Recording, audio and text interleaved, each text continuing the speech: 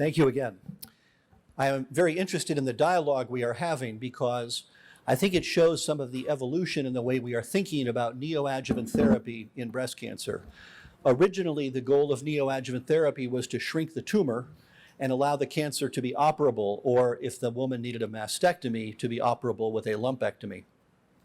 And then we got very interested in the idea of using this model of neoadjuvant therapy with new drugs to see if we could push up the rate of complete pathological response, because that was a surrogate for the long-term outcome. Women who had a PCR did better than women who had residual disease.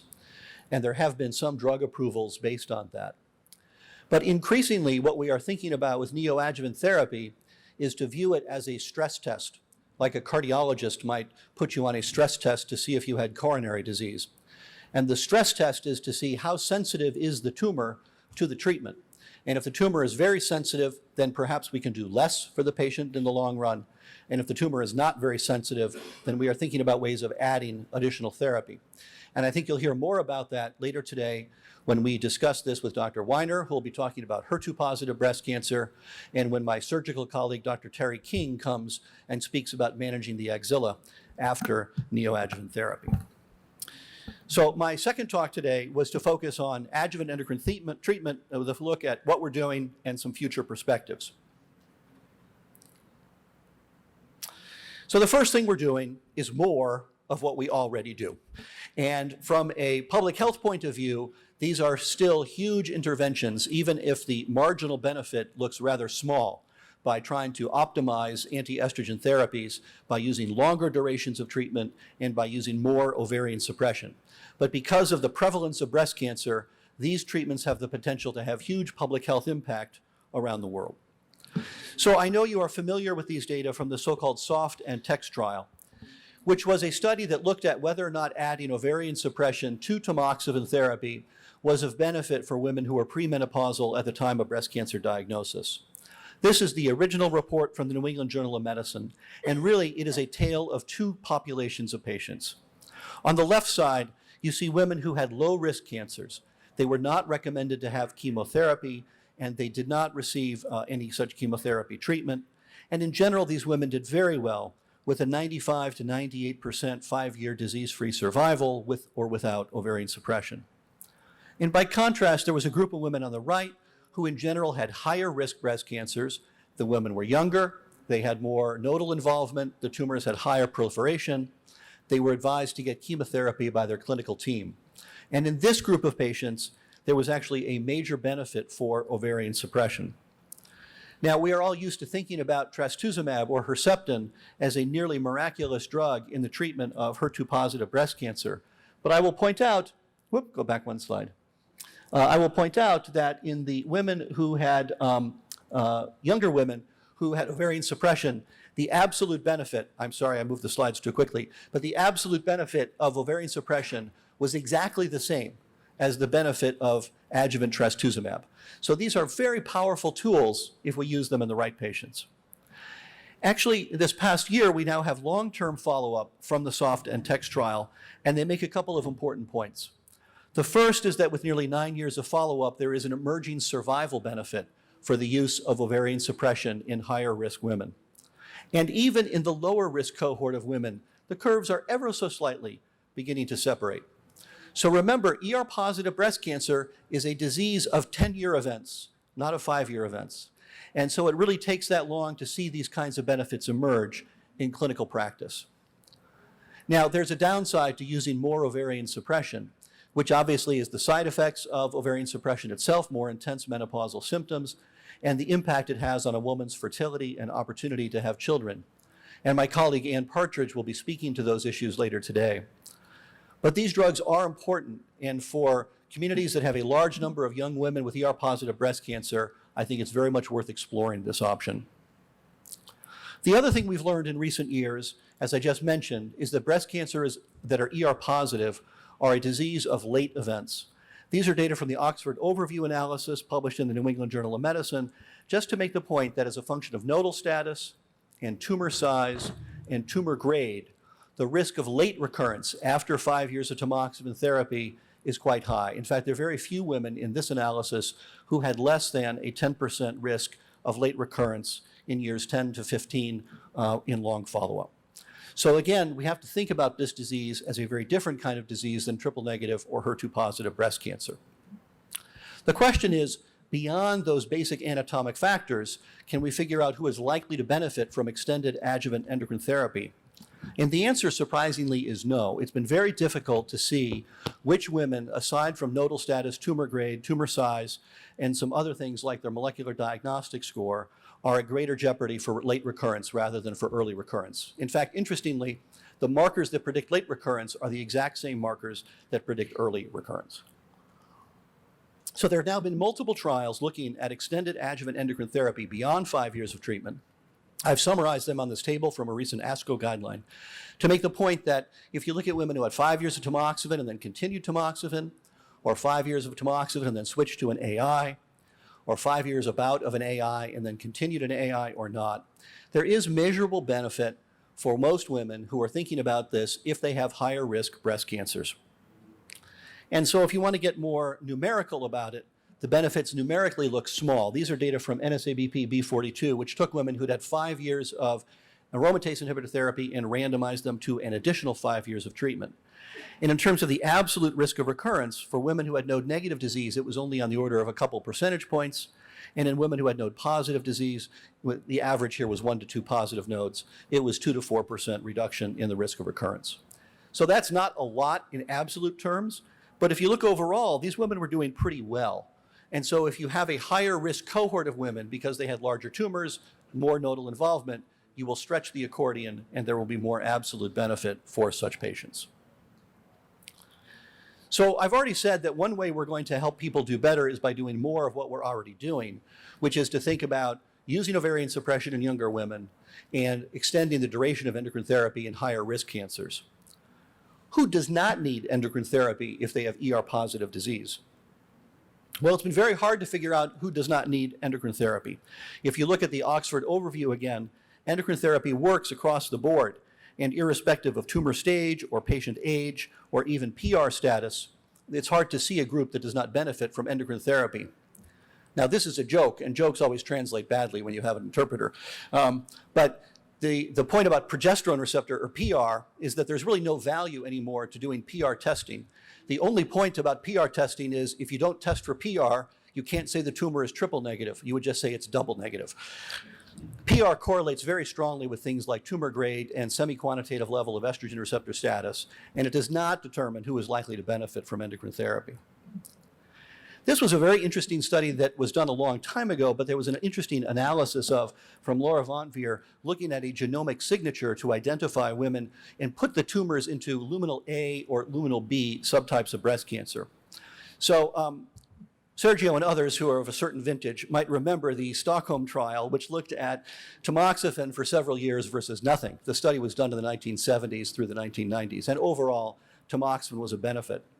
And if you look at the outcomes as a function of the high-risk gene signature on your left, which would be a luminal B cancer, or a low-risk gene signature on your right, you will actually see that tamoxifen helps both groups equally.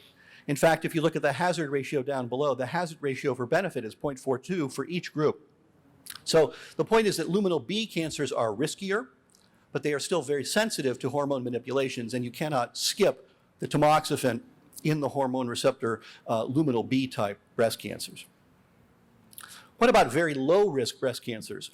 The NSABP B21 study was sort of the reductio ad absurdum of using adjuvant endocrine therapy. These were women who had tumors 1 centimeter or less, node negative, and they were randomized to tamoxifen alone, radiation therapy alone, or the combination. And what you can see in the left-hand panel is that the combination of tamoxifen plus radiotherapy did in fact lower the risk of in-breast recurrence, which was the major endpoint of this study. So it's not that everybody has to have endocrine therapy, but there's never been a study of any size that has shown that you can safely omit endocrine therapy without at least numerically increasing the risk of recurrence in the decade ahead. In a follow-up to the Stockholm study, they actually looked at tumors that they called ultra-low risk, based on a variant of the MammaPrint assay. And not surprisingly, ultra-low risk tumors had very low Ki67, had luminal A-type genomic signatures, and were small. But even in this cohort of patients, there were a few recurrences in that group, which doesn't immediately, in the group that got no tamoxifen treatment. That doesn't immediately prove they would benefit from tamoxifen therapy, but again, it's been very hard to tease out who can omit endocrine treatment, even at the extremes. What about estrogen receptor testing? So increasingly, we are recognizing that there's a group of tumors that are ER positive, but are low positive, typically said to score between 1 and 9% estrogen receptor positive. And how do we think about those cancers? Do these women benefit from endocrine therapy? Again, in the Oxford overview analysis, they looked at this as a measure of quantitative estrogen receptor expression. And once you had about 10 femtomoles per picogram of estrogen receptor on your tissue, you saw the curve begin to shift over and favor benefit for tamoxifen therapy. And this correlated to about a 1% level of staining on the older immunohistochemical assays. Now, one of the things that's happened in the ensuing 20 years is that the sensitivity of our testing for estrogen receptor has gotten very, very, very good. So what we nowadays call a 1% level of expression was something that a long time ago they probably would have called a 10 to 20% level. I'm sorry, I said it backwards. What we now call 1% is actually a much lower level than what they used to call a 1% because we have much more sensitive assays. So the tumor that you see today with a 1% ER expression probably is actually a lot less ER than was documented in the overview analysis. There's been some very interesting genomic analyses to look at outcomes for this group of patients with ER very low positive tumors. And particularly at MD Anderson, investigators have worked to characterize the genomic signature for these cancers. And what's interesting is that a lot of them turn out to look like non-luminal or triple negative breast cancers. But in fact, about 30% actually have the gene signature pattern that would correlate with what we think of as a luminal or ER positive tumor. And in the most complete experience from MD Anderson, you'll notice that even these tumors that had very low levels of ER expression, the 1 to 9% group, still seem to do a little better and a little differently than tumors that were truly triple negative. So in practice, I tell patients that have very low levels of ER expression that the likely benefit of endocrine therapy is a lot smaller, but I cannot tell them that there's no benefit from endocrine treatment. Excuse me. So which tumors do not need chemotherapy? And here, as I know you're aware, there's been phenomenal progress in recent years. The lead study for this in the US, which has really defined American practice, has been the TAILOR-X trial. And in that study, women who had ER positive, node negative breast cancers, which had an Oncotype DX score of 11 to 25, were randomized to either endocrine therapy alone or to chemotherapy and endocrine therapy. And the top line result here was extraordinarily straightforward. As you can see, there was absolutely no benefit for women in this cohort to adding chemotherapy. It's important to remember that the average patient who went on to the TAILOR-X study was a 55-year-old postmenopausal woman who had a grade 2, 1.6 centimeter node negative tumor. So immediately, whenever we present these data, people say, okay, I understand that, but I just saw in clinic yesterday a 29-year-old woman who had a 7-centimeter cancer with 5 positive nodes. Does she need chemotherapy if her Oncotype score is low? And the answer there is, we have no idea. I think increasingly, people are looking to these data and trying to imagine that there probably is very little marginal benefit to chemotherapy, and you'll see how that plays out in just a moment. One of the other observations in the TAILOR-X trial was that it looked like women less than age 50 who had intermediate recurrence scores between 16 to 20 or 20 to 25 actually did benefit from chemotherapy. And the question that arose was, how much of this is actually due to the ovarian suppression effects of chemotherapy?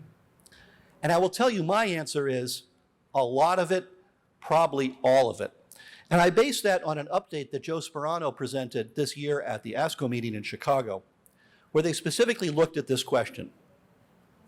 And here was the way I would think about this. Imagine you are testing a hypothesis, and the hypothesis is that for women under age 50, the benefits of chemotherapy are actually due to the endocrine consequences of chemotherapy, the ovarian suppression effect of chemotherapy.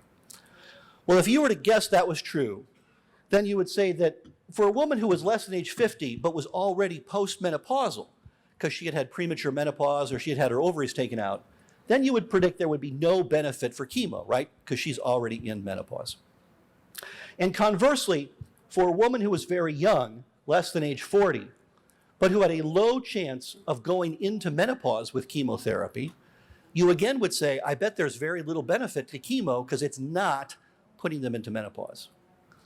And finally, in women ages 41 to 45, excuse me, there's a typo here, this should be 45 to 50, where the risk of going into menopause from chemo goes from moderate to high, you would predict that there would be a benefit to chemo, and that benefit would get bigger as the woman got closer to age 50. My friends, this is exactly what the data show. The hazard ratio for benefit of chemotherapy if you're less than 40 and you're not likely to go into menopause is 1. The hazard ratio if you're less than 50 but you're already into menopause is 0.9. And if you are premenopausal, 40 to 45, there's a hazard ratio of 2 favoring chemo. And if you're 45 to 50, there would be a hazard ratio of 3. So if you believe that premenopausal women need chemo because there's something different about their cancer, now you have to explain to me why a 43-year-old gets less benefit from chemo than a 46-year-old, which makes no difference. It makes no sense whatsoever. These are the data from the New England Journal of Medicine paper, just making the exact same point. Less than 40, no benefit. Over 50, less than 50, but in menopause, no benefit. A dose-response effect to the benefits of chemotherapy, as you would predict from ovarian suppression. So I think these data fit with that first thing I wanted to remind you of earlier, which is that once you adjust for biology using traditional pathological features and Oncotype DX recurrence score, young women have the exact same cancers as postmenopausal women. There is no difference in a 45-year-old who has a 1.6 centimeter breast cancer and a 55-year-old, except the hormonal milieu in which she developed that breast cancer. Okay, so what about node-positive patients? So there's a trial ongoing called the Responder X study looking at women who have 1 to 3 positive nodes. That study will report out in the next few years. It has a very similar design as the Taylor X trial, women with scores less than 25, randomized to chemotherapy or not. In reality, we're already using the data from the Taylor X to begin to avoid treating women who have some degree of nodal involvement. So at our own institution, we have looked at data from the so-called MINDAC trial, which was a different genomic signature, the mammoprint assay. And if the tumor had low clinical risk features and a low genomic score, the outcomes for women were exceptionally good without chemotherapy, and that included a limited number of women who had 1, 2, or 3 positive nodes. And similarly, in the West German Plan B trial, women who had low Oncotype DX recurrence scores, even if they had some degree of nodal involvement, were just offered endocrine therapy, and again, they had outstanding long-term results. So I think you can begin to imagine when you see a patient in clinic who has 1 or 2 positive lymph nodes, that you can use the Oncotype DX recurrence score or similar genomic assays to make a decision about whether or not to recommend chemotherapy. This still does not answer the 29-year-old with a 7 centimeter lobular and 5 positive nodes, but I think it helps for many women extend the results into that lower risk node positive population. This is a summary I put together which captures the St. Gallen 2019 Consensus Conference recommendations for adjuvant therapy for ER-positive breast cancer. These data were just published online about a week ago. You can retrieve it through the usual search engines. And what we tried to do here was to break out recommended treatment by whether or not to offer ovarian suppression, whether or not to offer extended duration therapy, and whether or not to offer chemotherapy as a function of stage. T1AB, 1 centimeter or less, T1C, node negative, stage 2 node negative, stage 2 node positive, and stage 3. At the extremes, it's easy. If you have a small 1 centimeter cancer, no real role for ovarian suppression, 5 years of endocrine treatment is the standard, no real role for chemotherapy. And at the other extreme, if the cancer is stage 3, typically we recommend ovarian suppression, up to 10 years of treatment, and most of these women should get adjuvant chemotherapy treatment. The debate is what to do about the large group of women who are in between. So I've highlighted a couple areas of discussion at the St. Gallen conference and then one area of my own interpretation. So I think for stage 2 disease, ovarian suppression and AI is something we are increasingly thinking about for women where we would have historically offered chemotherapy. Very young women, less than 40, higher grade tumors, adverse gene signatures. Ovarian suppression, I think, will help these women. And the decision on chemotherapy for anyone between T1C and stage 3 is really driven by a complex analysis of a genomic signature, usually the Oncotype DX test, or if you don't have access to that because of limited resources or different practice patterns around the world, an integrated model that looks at tumor stage, tumor lymph node involvement, grade, and particularly Ki-67 score. And in general, lower Ki-67 scores, lower grade tumors, strongly ER positive, are going to do well without chemotherapy. And for the other group, the luminal B tumors, or however you characterize them, there probably is a role for chemotherapy. And the only place there's discordance here between my own interpretation and the St. Gallen, and since I wrote this, there's a little bit of cognitive dissonance here, is for these younger women who have like a 1.6 centimeter cancer at 42, where they don't really want chemotherapy and where I think there may be still some benefit for ovarian suppression based on the analysis of the TAILOR-X data. So a 1.6 centimeter cancer, Oncotype score of 20, I would probably recommend ovarian suppression plus an AI or a tamoxifen instead of chemotherapy to that patient. Where are we going from here? Well, the first thing, we've already alluded to this in our discussions this morning, will be to build on these effective targeted therapies, whether it's CDK4/6 or PI3 kinase inhibitors. As I mentioned earlier, there are 4 major adjuvant trials looking at the role of CDK4/6 inhibitors that will eventually report out. Pedro already anticipated my slides on the use of PI3 kinase inhibitors. So as we discussed, 40% or so of ER-positive breast cancers have a PI3 kinase mutation. It's the single most common unique mutation in ER-positive breast cancers. And I think that in the future, there probably will be adjuvant trials of alpelisib and drugs like it in the adjuvant setting. I will tell you, I think that's a trickier sell because in my own experience, these are more toxic drugs and only 30 to 40% of these tumors have the mutation. And interestingly, in the pre-PI3 kinase inhibitor era, a PIK3CA mutation has historically been seen as a favorable mutation. So patients actually have a better prognosis because they have the PI3 kinase mutation, which makes it harder to design a study. You need more patients to show that there would be a benefit. I think the other questions will become, where can we get rid of chemotherapy? And it's taken us 20 years to get to the point where we are sparing women chemotherapy. I think we would all like to fast forward that so that we are allowing more and more women to avoid chemotherapy where it is not helpful. Otto alluded to some of these data already, and I brought them up in my own remarks to allude to that idea we had about using neoadjuvant therapy as the stress test to figure out where you might need chemotherapy in addition to hormone treatment. And he already mentioned these 2 trials, which have shown to my mind pretty convincingly that if the tumor has an extraordinarily good response to hormone therapy or hormone therapy with a CDK4/6 inhibitor, and you really slam down Ki-67 expression, that tumor probably does not need chemotherapy. What to do with the residual disease, you can ask Otto about that at the break. But I think that these are women who are increasingly we will be able to spare chemotherapy based on that sort of diagnostic stress test of neoadjuvant endocrine treatment. Luminal B tumors remain a problem. So high grade, lower ER expression, higher Ki-67, higher genomic signature risk. These are data from the TAILOR-X study. And this included all the women in the trial. So you have in the top line here the women who had scores of 11 or less. Then in the 2 middle lines, 11 to 25 in the randomization arm. And then here's the 25 or below or greater.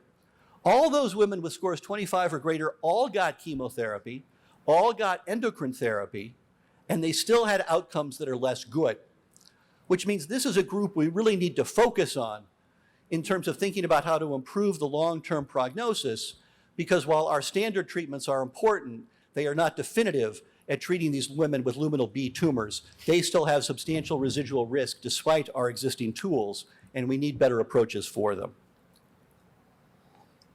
And finally, I'll close by speaking of molecular monitoring.